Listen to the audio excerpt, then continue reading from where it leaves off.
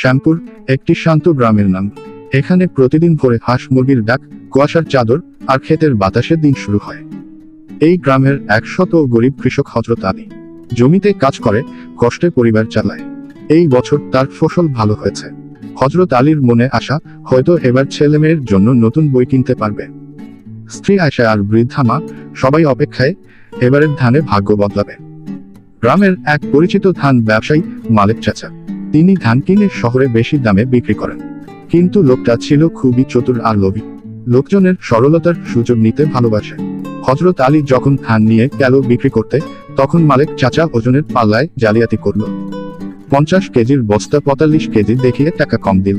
হযরত আলী চুপচাপ সব মেনে নিল, কিছু বলল না, শুধু চোখে জল নিয়ে ঘরে ফিরে গেল। বাসায় গিয়ে স্ত্রীর প্রশ্নের সামনে হযরত আলী কিছুই বলতে পারল না। জীবনের কষ্ট আর অন্যায়ের ভারে তার মন যেন ভেঙে পড়ল। কিন্তু সে আল্লাহর উপর ভরসা রাখল। পরের বছর এল ভয়াবহ খরা। জমিতে ফসল হলো না, দাম পড়ে গেল।